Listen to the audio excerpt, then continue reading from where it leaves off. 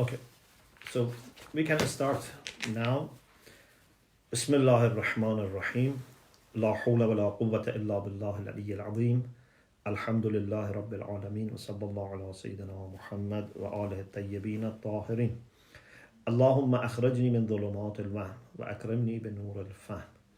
اللهم افتح علينا أبواب رحمتك وانشر علينا خزائن علومك برحمتك يا أرحم الراحمين. We said that management is a set of activities and procedures that involve planning, decision making, organizing, leading and managing human resources and natural resources in order to achieve our organizational aims and objectives in the most efficient way. This is our definition of management. We have already talked about planning and decision making. Inshallah, tonight we want to talk about how to organize our entity. Can be personal life, can be family life, can be community, can be a business, can be a society, a country, whatever is the issue that you try to manage. It needs always organization. We are not talking now about organization in the sense of you being organized with respect to your, for example, time. That is what we have already talked about it. This is mostly a matter of how to allocate tasks among people with whom you work. So, for sure, we need to do many different things. And these things sometimes are regular, sometimes these things may happen unexpectedly. There are things that may be periodical, something that can be annual, different things. For example, to prepare our financial account is annual. But for example, maybe sometime we need prepare report. Sometimes maybe we need to make an evaluation of a market, whatever. So there are different regular or non-regular activities that we have to do, different tasks. And we cannot leave these to chance. Say, okay, whoever comes, pick up something and do it. No one does this. We need to have different people whose tasks are already defined. They are informed and other people are informed inside the organization and outside the organization. They should know. Of course, sometimes maybe our policy is that people outside our organization only would contact one person. So they should know who is responsible for our public relations, for example. But sometimes the organization has different contact points. So people should know to whom they should refer. But certainly inside the organization, people should have clear idea who is responsible for what. But if we don't do this, what happens is that sometimes something is neglected, no one takes care of it, and sometimes too many people deal with something and they do it, in a parallel way, they duplicate, so their time is wasted, resources are wasted. And it's always two sides the same coin. It's normally together that when you do something too much or duplicate, you are neglecting other things. So a good manager or managerial team always makes sure that the tasks are allocated clearly. What is this person's role? What is that person's role? But there is a problem that we have to avoid. And unfortunately, sometimes this happens, and this is very bad, especially in religious organizations, in any organization, but especially in religious organizations. That when some people, their tasks are defined, they relax about other things. And they think that they don't need to worry if they have done their own part. And if the person who is dealing with another issue is, for example, weak, is struggling, and needs help, they say, it's not my responsibility. Suppose we have a mosque, for example, we have a community center, I don't know, we have a school, we have a college, we have a university, we have a hospital, whatever. First, I should make sure that I do my job. But then I should be available for any other person in the organization that needs help. We are a team. You cannot say, I only care about my part. Or na'udhu billah, we let money and salary and office hours shape our responsibility, sense of responsibility. So, okay, I have been here for example, 8 hours. Now, still there is something urgent that we have to do, but why I should do it? I don't feel responsible, or I try to somehow run away. No. If you don't love this organization, if you don't feel responsible for this organization, I think it's better if you don't work there. Unless there's necessity of life. Sometimes maybe you hate an organization and you have to work there, and as long as it's not going to be harmful to humanity, to your faith, it's okay. But it's better if you work somewhere that you can make the niyyah of pleasing Allah subhanahu wa ta'ala. You are going to spend best years of your life in an organization. And if your mentality is like this, that, I work 8 hours and they give me money, that's it, then what is your mission? What's going to be your legacy in this life? What is going to think that later when you retire is going to give you peace of mind and, a sense of achievement? Alhamdulillah, I did these things. So we have to be careful that whenever we allocate tasks, we would not let this mentality take form that this is my job and I don't bother about anything else. If this organization is going to fail, it's going to be bankrupt, I don't know, it's going to lose its credits, its reputation, whatever, no problem. As long as I have my job, it's fine. This is not right. So, we have to organize by allocating tasks so that we avoid duplication and we avoid negligence. Amirul Mu'minin alayhi salam in letter 31 of Nahj al-Balagha says to Imam Hassan alayhi salam different things. One of them is this one. He says, وَاجْعَلْ لِكُلِّ إِنسَانٍ مِّنْ خَدَمِكَ عَمَلًا تَأْخُذُهُ بِهِ. For every person who works for you, allocate an action, a task that then you would hold him responsible for it, accountable for that. Unless you tell them in advance that this is what I expect from you, then it may not work. And they may leave it to each other.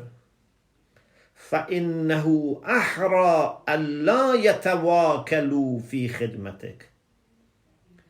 This is better in order to avoid that they do tawakul, means this person leaves it for the other person, that person thinks this person is doing, so A leaves it for B, B leaves it for A, or A for B, B for C, C for A. Anyway, every person just feels relaxed, think that someone else should do it, and then the result is that no one is taking care of it. So this is a very important principle that Amir al-Mu'minin said this in his letter to Imam Hassan al-Islam. It's very rational and natural, but it is interesting that it is also mentioned in such an early text in Nahj al-Balagha. So we have to make sure that for every person, there is a list of tasks, and then some, of course, tasks that could be occasional. So at the end you can say maybe there are other tasks that can be given, but they should feel responsible for the whole company or community, whatever it is. Question: what should be the criteria for allocating tasks? Unfortunately, sometimes what happens, either because managers are not wise, or they are naive, not experienced, or they are biased in favor of some people or against some people. So for different reasons, sometimes these tasks are not fairly and efficiently distributed.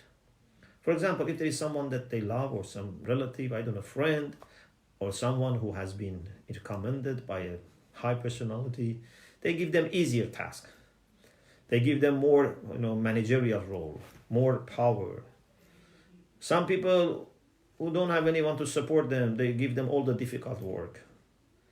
Or, for example, some people are humble, kind, they never complain, too much pressure on them. Some people are always nagging, so they end up with doing less work. These are not right things. Very important part of management is actually how to distribute tasks. And if you do it properly, you would have peace of mind for many years. You should do it in the way that you consider few things. First, the interests of the organization. Whatever it is. The community, is a mosque, the school, is a business, whatever. The aims that are defined.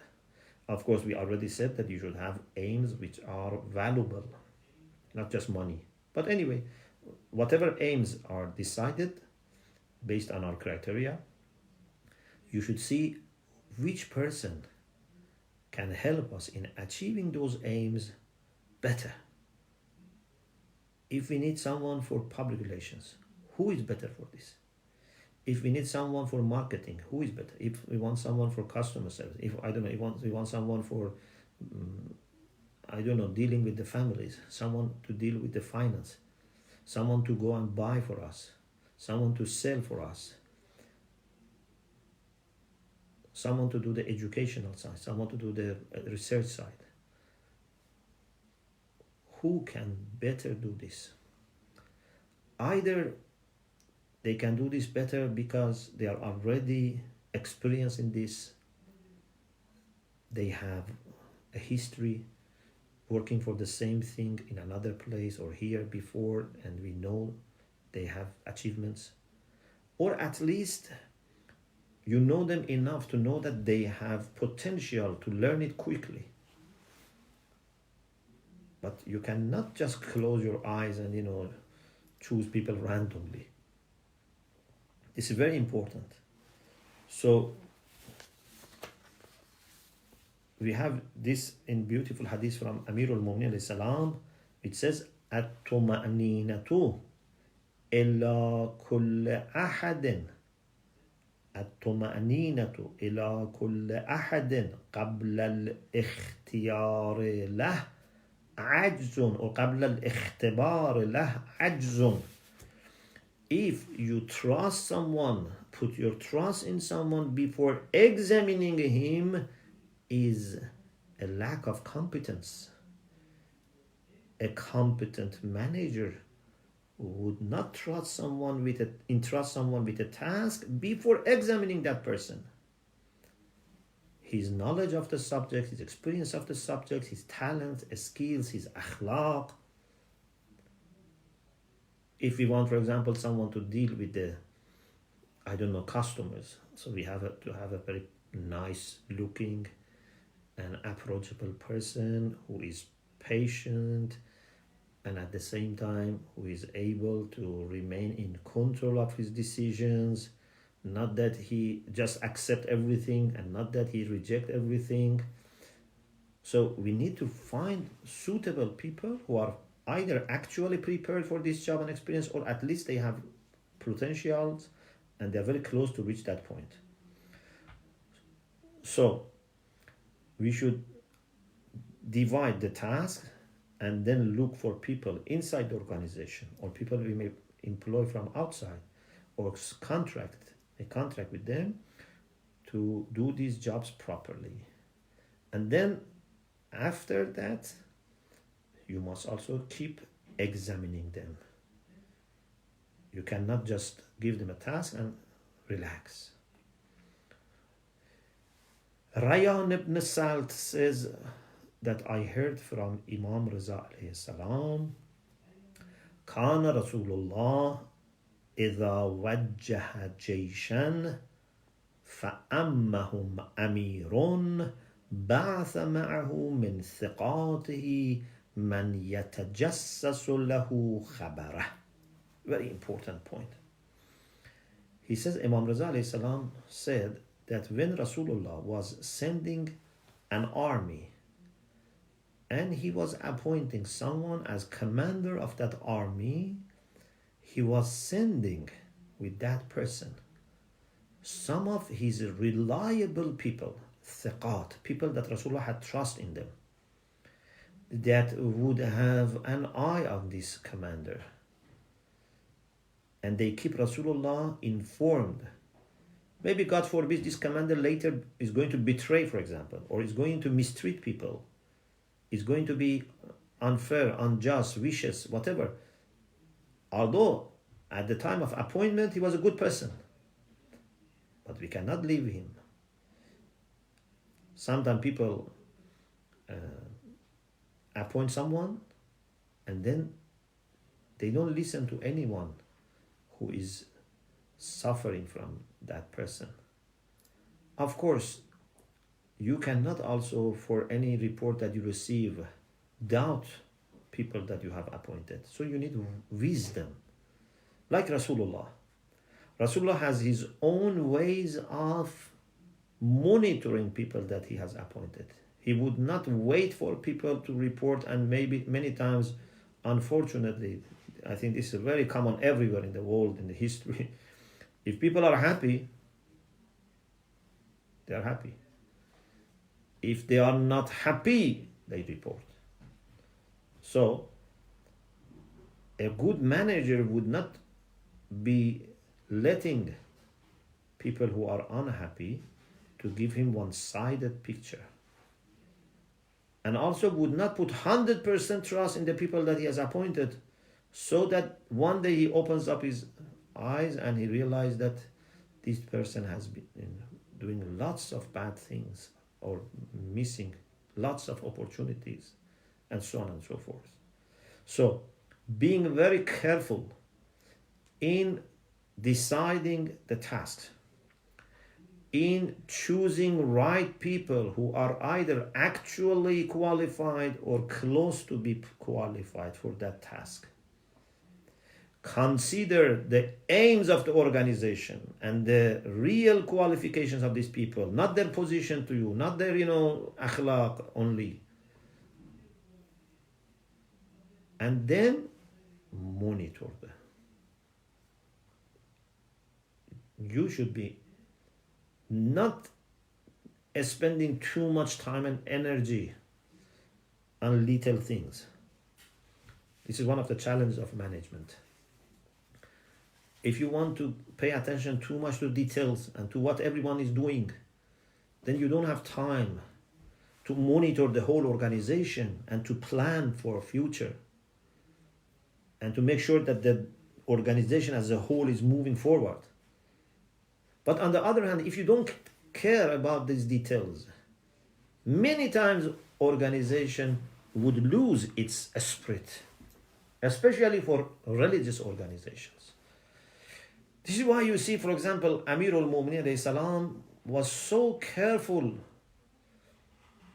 about what his governors, what judges, any person who was appointed by him was doing. He was very careful about this issue. There is a story that it's a very interesting and it just came to my mind about the late Imam Khomeini.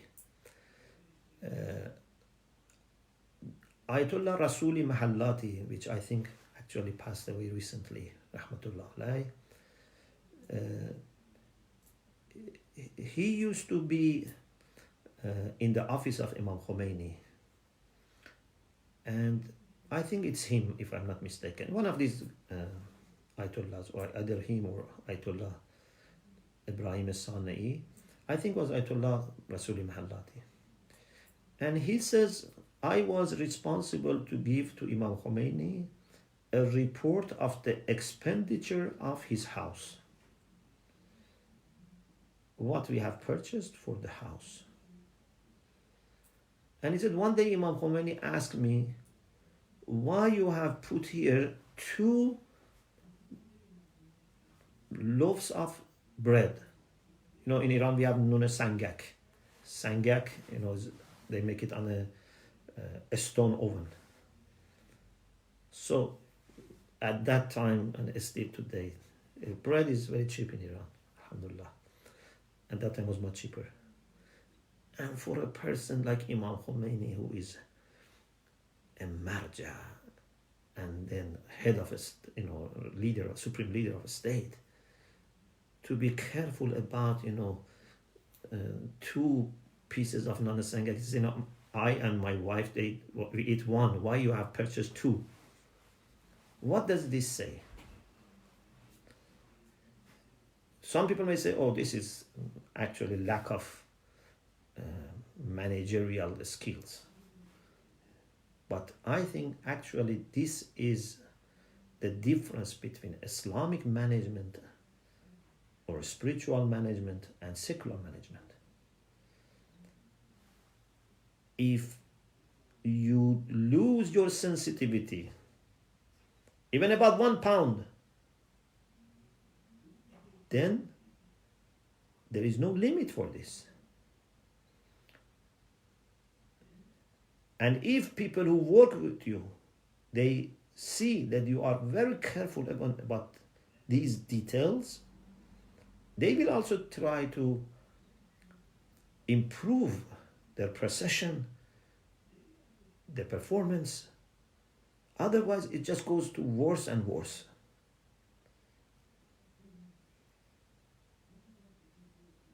So, when you want to make sure that organization is running Islamically, or morally at least, if you are not a religious, for example, person, or your organization is not a religious, but at least it has concept of morality, you have to find a balance between making sure that you take care of the strategic things and long term, you look after each departments and people, and don't go too much into details, and you don't bypass people who work under you. But at the same time, you must not live in your own world and not understand what people are doing there. Maybe someone is working very hard, maybe someone is not working, maybe someone is dealing with people in a bad way, someone is very nice. Amir al-Mu'minin says in Nahjul Balagha, Muhsin and Musi should not be equal. Something in this line, لا يكونن المحسن والمسيء عندك سواء.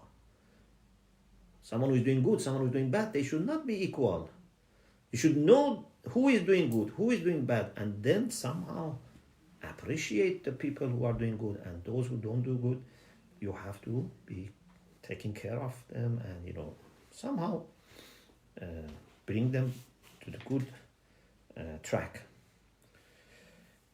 Another thing which is very important is if in your organization we can have, depending on the size, one or more people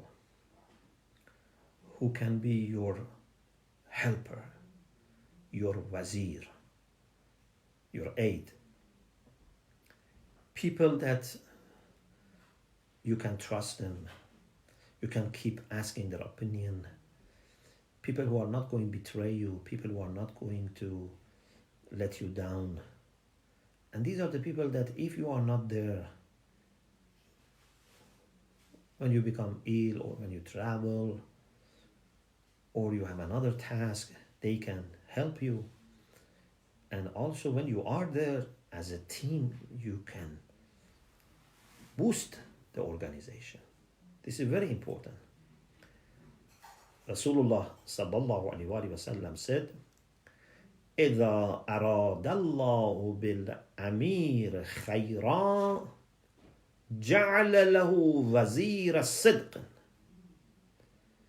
If Allah subhanahu wa ta'ala wills good for a commander or for an emir, it means like a person who is running a state or whatever, Allah will make for him an honest and truthful wazir available. جَعَلَ لَهُ وَزِيرَ صِدْقٍ. Someone who is honest and truthful, not someone who is just flattering. Sometimes we just look for someone who is flattering us. This is useless. It actually can deceive us. Yes, it is true that can help us with the pressure of the work, but it's not going to help us that much in the long term. We need someone who is truthful, who is honest. If I make something wrong, or he thinks I'm making something wrong, he tells me, then I can look into it. إن نسي ذكره وإن ذكر أعانه. If that Amir, if that leader, if that commander forgets, he would remind him. This wazir would remind him. And if he remembers, he would help him. So if I forget my duties, he would remind me. If I remember them, he would encourage me. He would emphasize, he would repeat, we would review, we would discuss. It's great. Even in family, it's very important that mother and father have this relation. That they support each other, they remind each other, they encourage each other. Not that they boycott each other and each of them tries to take the control, na'uzubillah. And this reminds us of the important du'as of Prophet Musa ala nabina wa alayhi salam. I'm sure you all thought of that du'a, that right at the beginning, as soon as Allah subhanahu wa ta'ala appointed Musa alayhi salam as his prophet and asked him to go and speak to Pharaoh and try to remind him and also save Bani Israel, he made beautiful dua. رَبِّ اشْرَحْ لِي صَدْرِي وَيَسِّرْ لِي أَمْرِي وَاحْلُلْ عُقْدَةً مِّن لِّسَانِي يَفْقَهُ قَوْلِي وَاجْعَل لِّي وَزِيرًا مِّنْ أَهْلِي هَارُونَ أَخِي. He asked Allah subhanahu wa ta'ala for few things which are very important for any prophet, any leader, any guide, any manager. One is to have sharh sadr, to have large heart, to have open chest, so you don't lose your temper, you don't lose your patience quickly. Sometimes problems are not that big, but because my heart is small, I am in turmoil. We need to keep asking Allah for sharh sadr. If you have sharh sadr, you see that these are not that big problems. This is why Allah subhanahu wa ta'ala, as one of his blessings for Rasulullah. He says, Alam nashrah laka sadrak. Didn't we open up your chest? Therefore, Rasulullah had very large heart. Otherwise, the pressure was too much on Rasulullah sallallahu alaihi wasallam. Allah says in another place, لَقَدْ نَعْلَمُ إِنَّهُ يَضِيقُ صَدْرُكَ بِمَا يَقُولُونَ. We know that your chest is under pressure because of what they say. This man has come to take these people to virtues and to God, and they say, Na'udhu billah, he's a liar, he is a magician, he is mad. They make all these accusations against this Rasulullah. They work with hypocrites and other enemies together. Lots of pressure on Rasulullah. But Allah gave him Sharh Sadr. You don't see Rasulullah doing unwise things, saying unwise things, saying rude things, bad things, becoming angry. He's under pressure, but still calm. And so calm that he was listening to everyone. He was consulting people. He was not rushing people when they were talking to him. So, Sharh Sadr is very important. Musa alayhi salam asked for Sharh Sadr, and every manager needs this. وَيَسِّرْ لِي أَمْرِي. And please make my affairs easy. This means that affairs are not always coming with the fixed ease or difficulty. This is a very important point. There can be many different roads or routes or options. There can be shortcuts. You should think out of box. You should ask Allah for inspiration. You should ask Allah to bring forth for you easier options. It's very important. Sometimes something can take years, and in the end either doesn't happen or happens in a very bad way. And sometimes Allah shows a path that quickly happens. وَاحْلُلْ عُقْدَةً مِّن لِسَانِي يَفْقَهُ قَوْلِي. And a very important part of success for any leader, especially if they want to guide people, educate people, is to be able to communicate clearly so that they can understand. يَفْقَهُ. They can understand deeply my word. And it is amazing that how humble was Musa alayhi salam, that although he is a person who is chosen by God, and he knows the language of those people, he knows the mentality of those people, because they were either Bani Israel, who were his own people, or were Pharaoh and his people that he was brought up in the palace of Pharaoh. He knows their mentality, he knows the language, he knows the culture, he's receiving revelation, but still he's concerned about his ability to deliver the message of Allah. And it is not just that, there was a problem on his tongue. I think it's much more important than that. Because he says, يَفْقَهُ قَوْلِي. Doesn't say يَسْمَعُ قَوْلِي. It's not a matter of hearing me. It was a matter of deeply understanding me. And in another place, he says that my brother Harun is أَفْسَحُ مِنِّي, is more eloquent. It's a matter of eloquency, not a matter of just uttering, some letters or not. So, to communicate so well that people would understand deeply. And وَاجْعَلْ لِي وَزِيرًا مِّنْ أَهْلِي. I need a helper. I cannot do this myself alone. I am humble. I know that this is a great task. I need a helper. But I appreciate if that helper can be from me. Min ahli. Not someone who has blood relation with me. In the Quran, as we said many times, min ahli or minni means someone who is completely in the same line, follows that person. Otherwise, even son of Nuh, Allah says, إِنَّهُ لَيْسَ مِنْ أَهْلِكَ. He's not from you, although he's a son. Someone who is like me. Harun akhi, my brother Harun, who was himself very qualified. And Allah appointed him also as a prophet. And then what we would do, first, he asks, Ashriku fi amri, ushdud bihi azri, make him partner in my effort, strengthen my back with him. But then what we will do? كَيْ نُسَبِّحَكَ كَثِيرًا وَنَذْكُرَكَ كَثِيرًا, so that we can do more tasbih, we can glorify you more, and we can remember you better.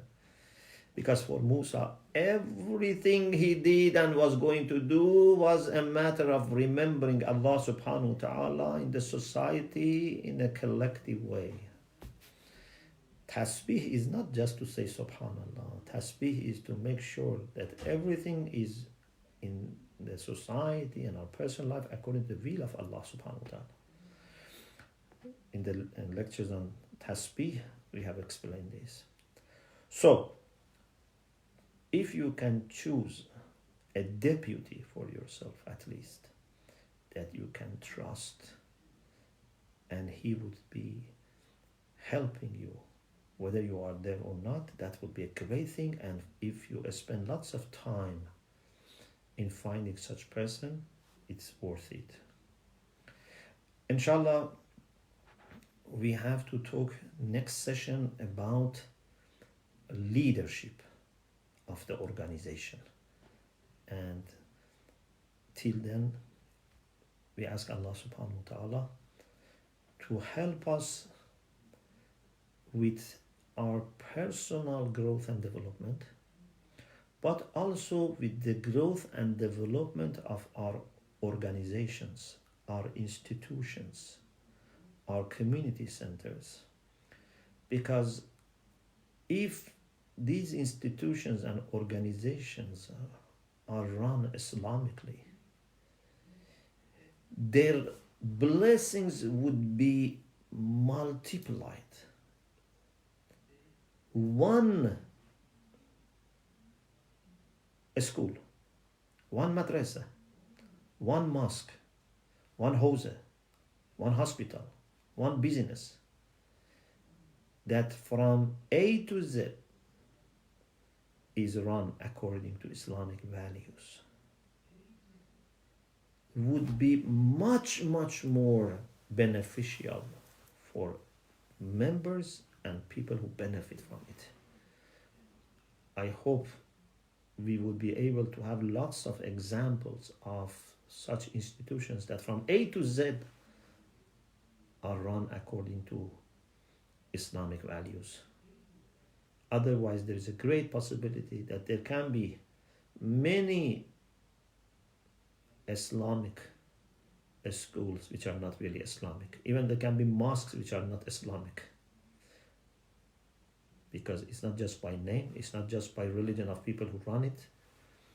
It's whether relations in that organization are formed and shaped by Islam, by love for Allah and love for the sake of Allah or not. Please remember us in your du'as and hope to connect inshallah next week. Wa akhiru da'wana and alhamdulillah rabbil alameen.